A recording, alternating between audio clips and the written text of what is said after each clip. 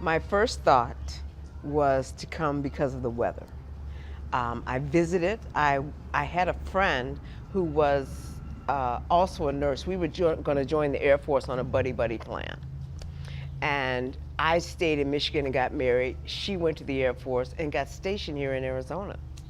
So I came out to visit her, fell in love with the weather, and this was back in 1977. And I said, people live like this, and I said, I can live like this.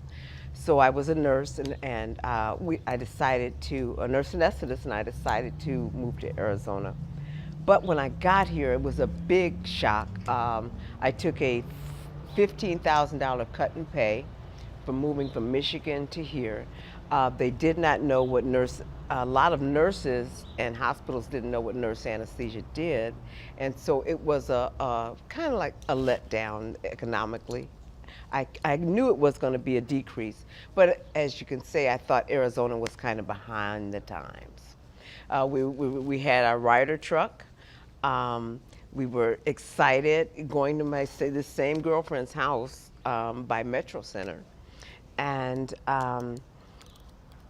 we drove up and we were called the N-word, and it was like, welcome to Arizona.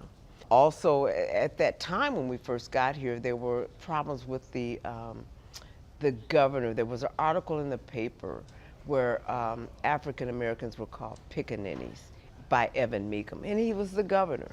And so there was a lot of controversy, and I think they ended up impeaching him. But that was also kind of a shock, and some of the underlying things that we kind of had to think about. When I thought about moving, I really didn't think about them. I was thinking about the weather, and I'm going to get out of Michigan, and this is going to be so nice. But I really didn't have a lot of problems, but it did raise my awareness. A couple of things in my life. In Michigan, I was on the fire department also. I was the first African American female to get in the fire department on 1973. So when I moved here, I also had a challenge. I ended up being the president of the Arizona Association of Nurse Anesthetists, but there were only two African Americans in the Association of 300. And so that was kind of like a challenge. And my husband, we kind of did some things. We worked on the Martin Luther King March. We used to march trying to get the holiday. My husband was a firefighter. We worked through the organizations and he started a black organization, which is called the J.W. Robinson Society now, that's been in existence. And we started working toward just solidarity because at that time, I think Sam would say there was like 2 to 3% African Americans here in Arizona at the time.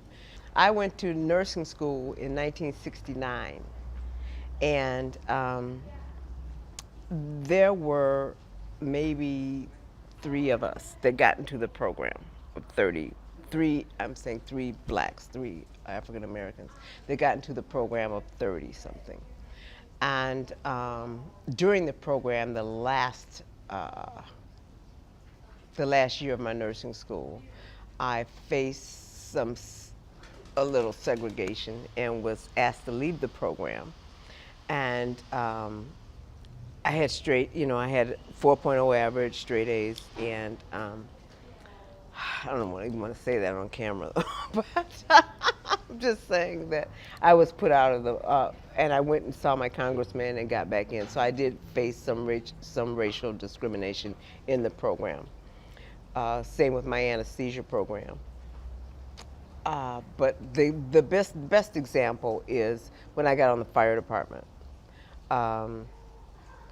There was a class, we were sued. Our class was all black. It was women and men and all black. And we were sued by some other some other citizens that were trying to get on the fire department for reverse discrimination. And this was in 1973.